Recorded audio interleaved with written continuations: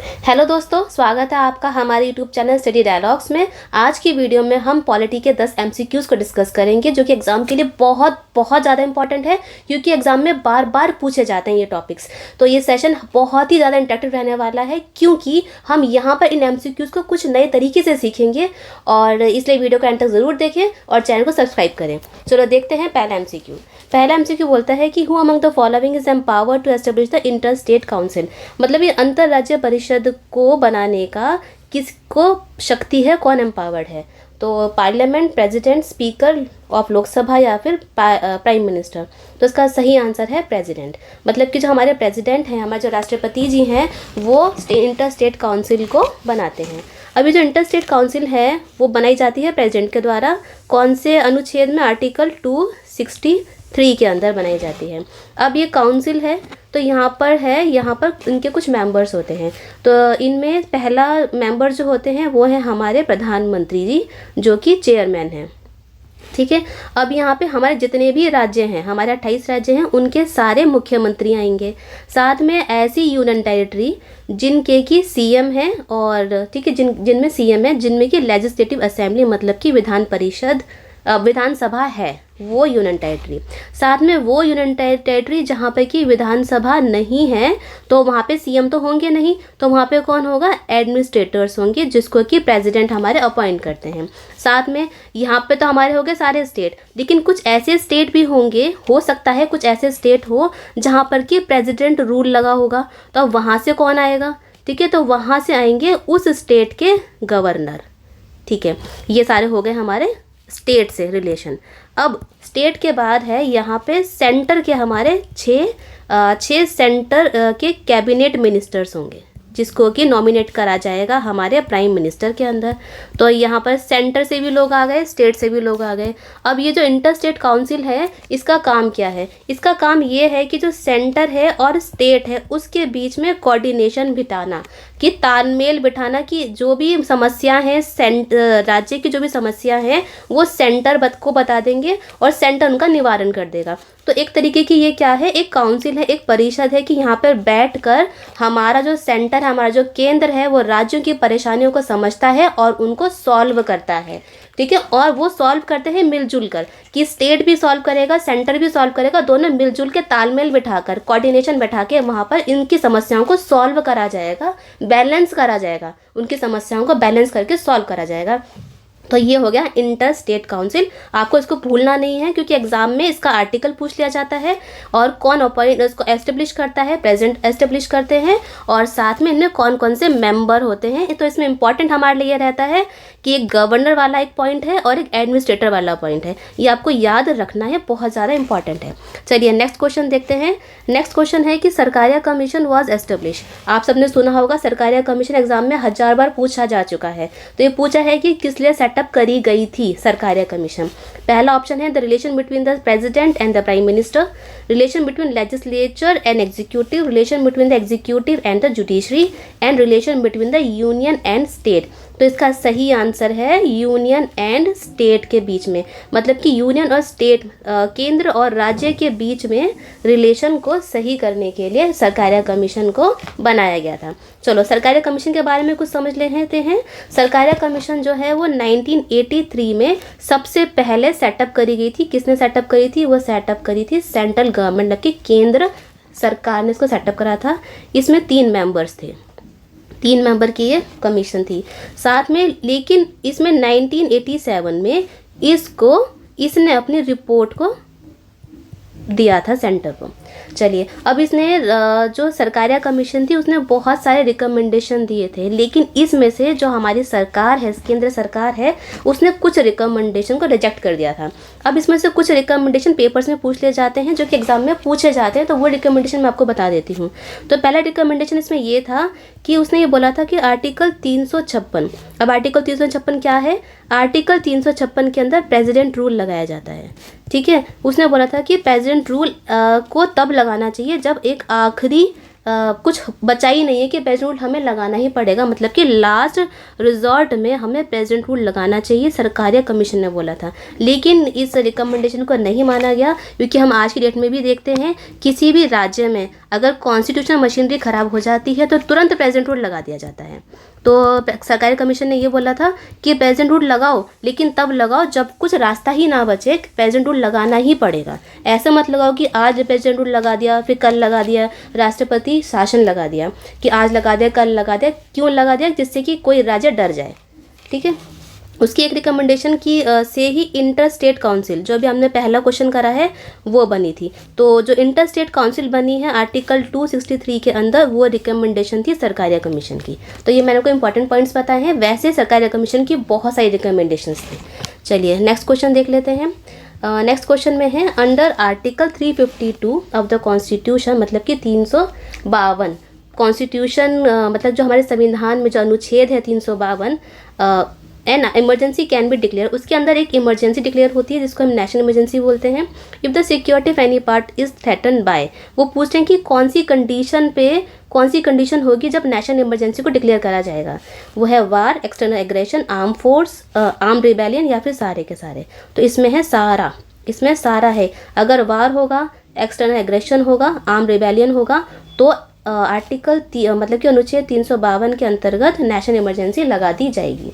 चलिए अब national emergency का थोड़ा पढ़ लेते हैं क्या है।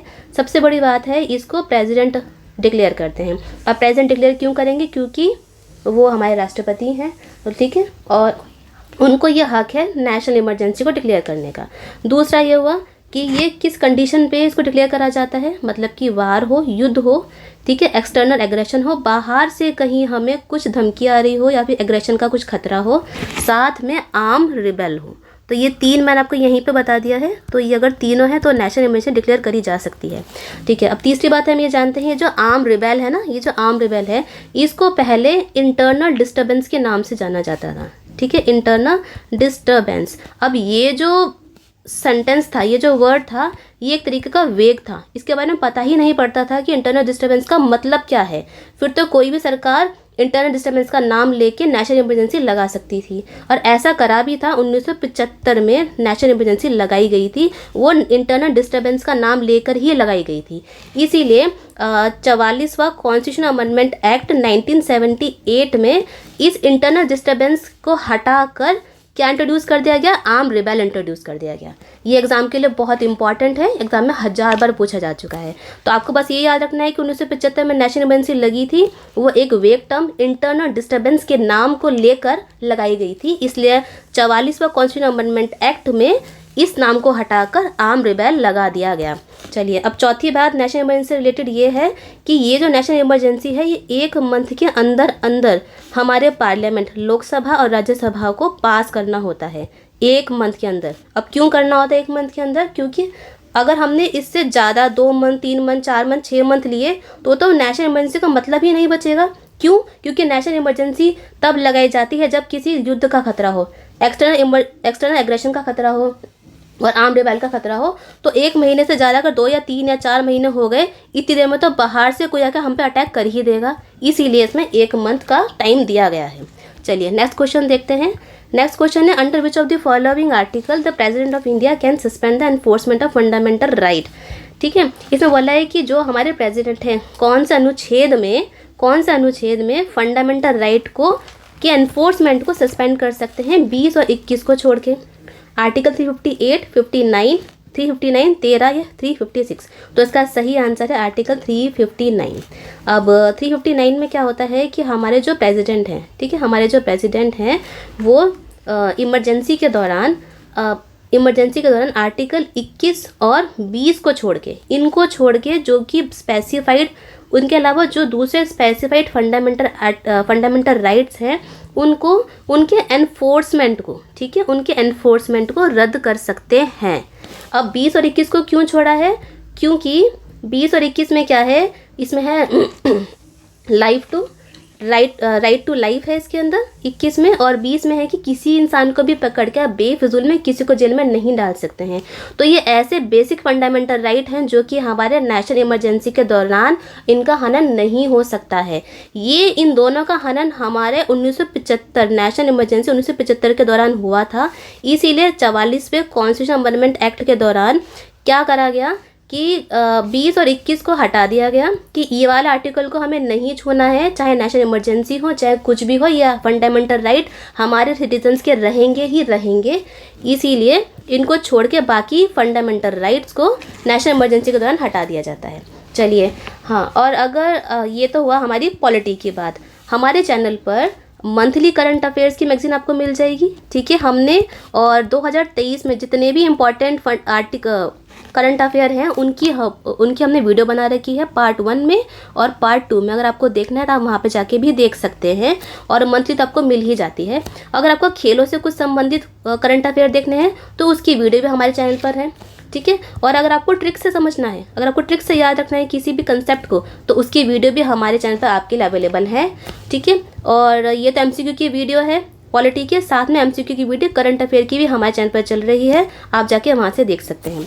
और अगर आपको मेंस के टॉपिक्स, ठीक है, अगर मेंस में एग्जाम में आने वाले इंपॉर्टेंट टॉपिक्स की भी हमारे यहाँ पे सीरीज चलाई जा रही है आंसर राइटिंग की, आप जाके वहाँ से भी देख सकते हैं। इसलिए हमारे चैनल को सब्सक्राइब करें, हमारे चैनल में जाइए और इन वीडियोज़ का फ़ायदा उठाइए।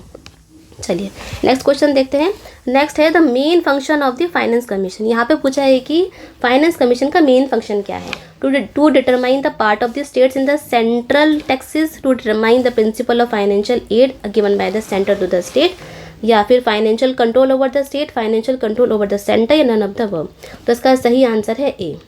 फाइनेंस कमीशन के बारे में पूछा है, वित्त आयोग के बारे में यहाँ पे पूछा गया है, ठीक है। वित्त आयोग का क्या मतलब, इसका जो पूछा है इसका फंक्शन क्या है, इसका काम क्या है। इसका काम ये होता है सेंटर और स्टेट के बीच में जितना भी रेवेन्यू आया है, जितना भी टैक्स आया है, उसको बांटना।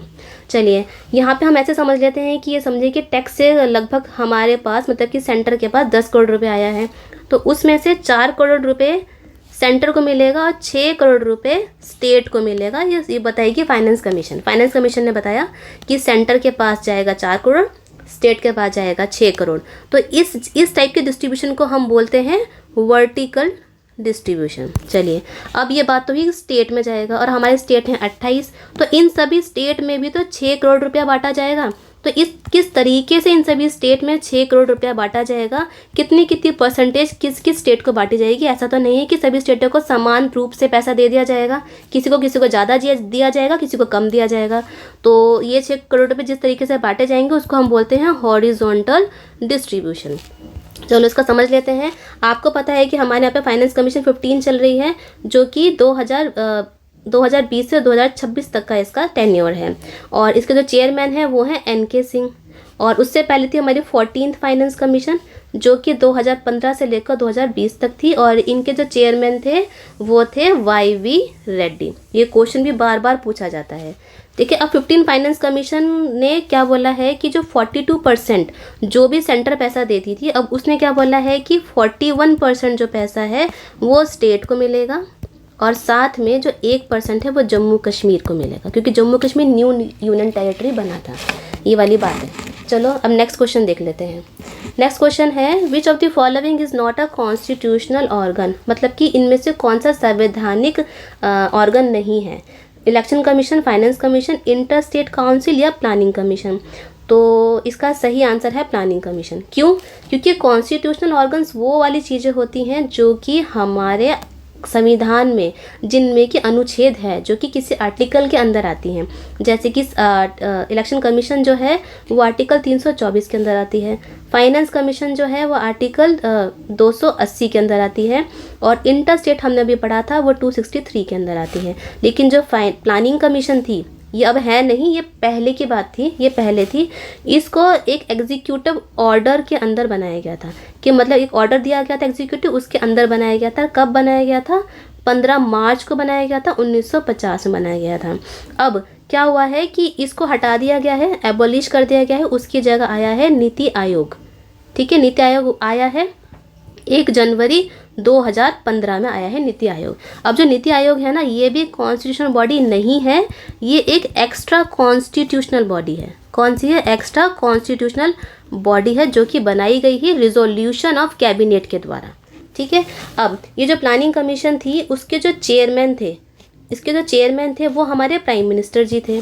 ठीक है, प्राइम मिनिस्टर जो होते हैं, प्रधानमंत्री जो होते थे, वो प्लानिंग कमीशन के चेयरमैन थे। अब साथ में इसको बनाया क्यों गया था? क्योंकि ये जो प्लानिंग कमीशन थी वो 5 ईयर प्लान बनाती थी सेंटर के लिए, है ना। पंचवर्षीय योजना जो थी वो सेंटर के लिए बनाती थी, और जो राज्य है उनके लिए एनुअल प्लान्स प्रिपेयर करती थी। ठीक है, ये आपको मैंने समझा दिया है कॉन्स्टिट्यूशन बॉडी क्या होती है। चलिए नेक्स्ट क्वेश्चन देखते हैं। इसमें है इंडियन मॉडल ऑफ ऑम्बर्ट्समैन कौन सा है? लेखपाल, तहसीलदार, गवर्नर या लोकपाल? इसका सही आंसर है लोकपाल। ठीक है, लेखपाल तो नहीं है, लेखपाल तो छोटा होता है बहुत ज़्यादा। चलिए यहाँ पे अभी यहाँ पे बात हुई है लोकपाल की। अभी जो लोकपाल है इसको लोकपाल और एक लोकायुक्त, ठीक है, लोकायुक्त एक्ट 2013 के अंदर बनाया गया था। ठीक है, और इसको लोकपाल और लोकायुक्त बनाने के लिए हमारी जो ARC थी ना, ARC सेकंड रिकमेंडेशन दी थी कि ऐसा कुछ होना चाहिए। अब ठीक है, ठीक है, ARC फर्स्ट, सॉरी सेकंड नहीं है, ARC फर्स्ट है। ठीक है, अब जो लोकपाल है ये दो है, एक लोकपाल होता है और एक होता है लोकायुक्त। अब जो लोकपाल है ये होता है सेंटर के लिए, मतलब कि केंद्र के लिए, और जो लोकायुक्त होता है वो राज्य के लिए होता है। अब ये बनाया क्यों जाता है? ये जो करप्शन है ना हमारे देश में, उससे निजात पाने के लिए, उसको हटाने के लिए बनाया जाता है। यहाँ पर क्या होता है कि कोई भी इंसान अगर करप्शन में पकड़ा जाता है तो उससे रिलेटेड जितना भी मैटर है वो लोकपाल या फिर लोकायुक्त उसको सॉल्व करेगा। अब इसके जुडिक्शन में कौन कौन आते हैं कि किसके करप्शन को पकड़ सकता है?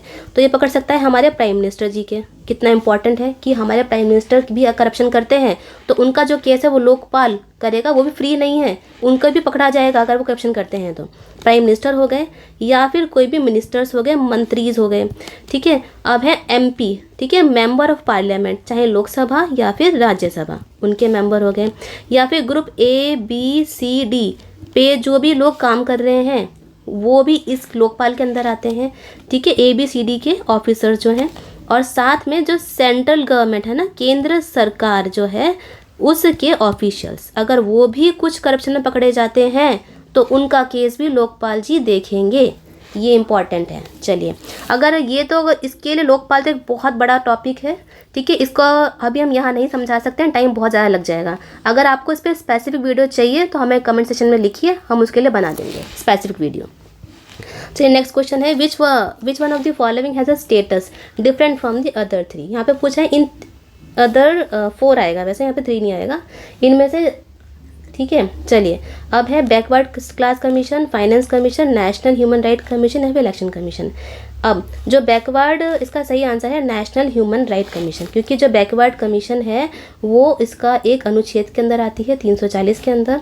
फाइनेंस कमीशन आर्टिकल के अंदर आती है 280 के अंदर, और जो इलेक्शन कमीशन है वो आती है आर्टिकल 324 के अंदर। लेकिन जो नेशनल ह्यूमन राइट कमीशन है ये एक संवैधानिक बॉडी नहीं है, ये नॉन कॉन्स्टिट्यूशनल बॉडी है। ये किसी भी अनुच्छेद या फिर एक्ट के अंदर नहीं आती है, सॉरी अनुच्छेद के अंदर नहीं आती है, एक्ट के अंदर तो आती है। ये एक एक्ट के द्वारा बनाई गई है जिसका एक्ट है प्रोटेक्शन ऑफ ह्यूमन राइट। कौन सा एक्ट है? प्रोटेक्शन ऑफ ह्यूमन राइट 1993 के अंदर इसको बनाया गया है। 1993 में ये बनी थी।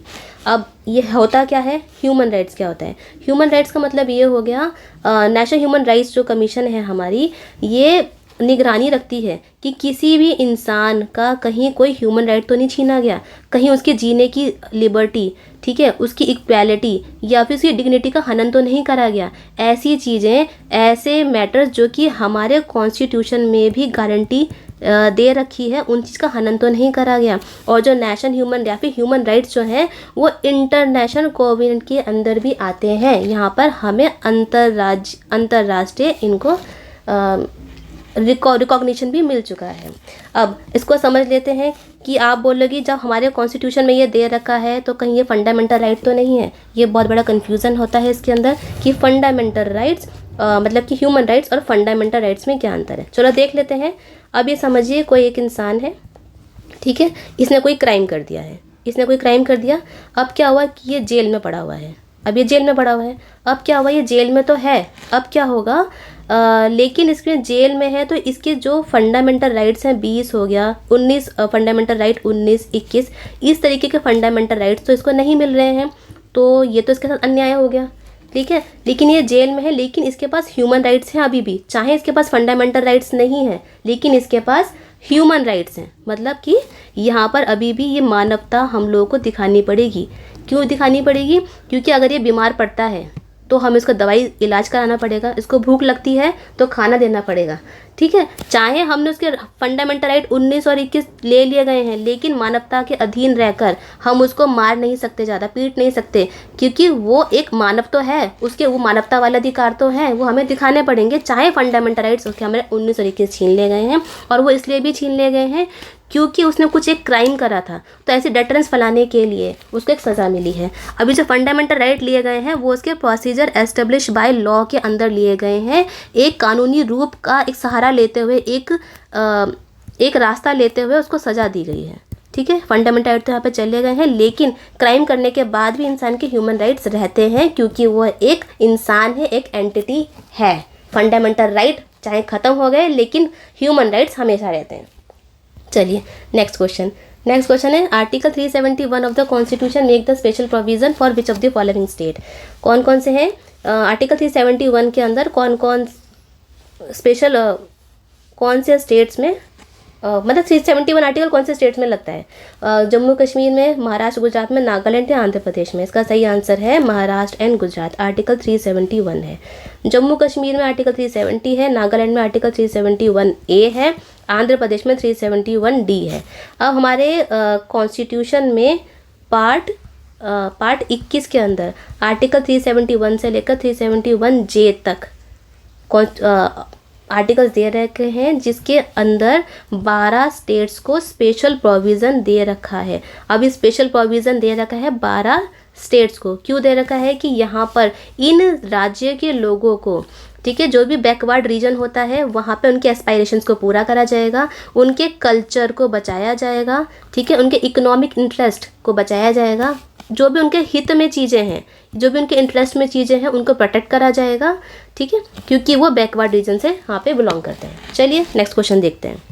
नेक्स्ट और आखिरी क्वेश्चन है ये हमारा, which one of the following bill must be passed by each house. Important है, यहाँ पे ईच हाउस की बात हुई है, और by the Indian parliament separately by the और स्पेशल मेजॉरिटी की बात हुई है। तो इसका सही आंसर है कॉन्स्टिट्यूशनल अमेंडमेंट बिल, ठीक है। क्यों? क्योंकि जो ऑर्डिनरी बिल होता है वो सिंपल मेजॉरिटी से पास होता है, यहाँ तक कि जो मनी बिल है वो भी सिंपल मेजॉरिटी से पास होता है, और यहाँ पे जो मनी बिल को लोकसभा ही पहले इनिशिएट करती है, ना कि राज्यसभा इनिशिएट करती। और अगर राज्यसभा के पास ये मनी बिल जाता है, अगर वो रिजेक्ट भी कर देती है, मना भी कर देती है कि मैं इसको पास नहीं कर रहा, तभी भी अगर लोकसभा चाहती है तो वो बिल पास होके रहता है, ठीक है। अब जो फाइनेंस बिल है ये भी सिंपल मेजॉरिटी से पास होता है, लेकिन जो कॉन्स्टिट्यूशन अमेंडमेंट एक्ट है, मतलब कि अगर संविधान में कोई भी संशोधन करना है तो उसमें क्या होगा, हमें स्पेशल मेजॉरिटी चाहिए, ठीक है। स्पेशल मेजॉरिटी का मतलब हो गया 2/3 मेजॉरिटी, ठीक है, जितने भी 2/3 मेजॉरिटी हो गया। और क्या चाहिए, यहाँ पर लोकसभा हो या फिर राज्यसभा हो, ये कॉन्स्टिट्यूशन अमेंडमेंट एक्ट या जो बिल है वो कहीं से भी पास हो सकता है। ऐसा नहीं कि केवल लोकसभा ही इसको पास करेगी, राज्यसभा भी इसको पास कर सकती है, ठीक है। तो स्पेशल मेजॉरिटी होगी, और यहाँ पे दोनों की मंजूरी की ज़रूरत होती है कि राज्यसभा की मंजूरी चाहिए। क्यों? क्योंकि हम यहाँ पे संविधान में संशोधन कर रहे हैं जिसमें कि हमें अपोजिशन की ज़रूरत है।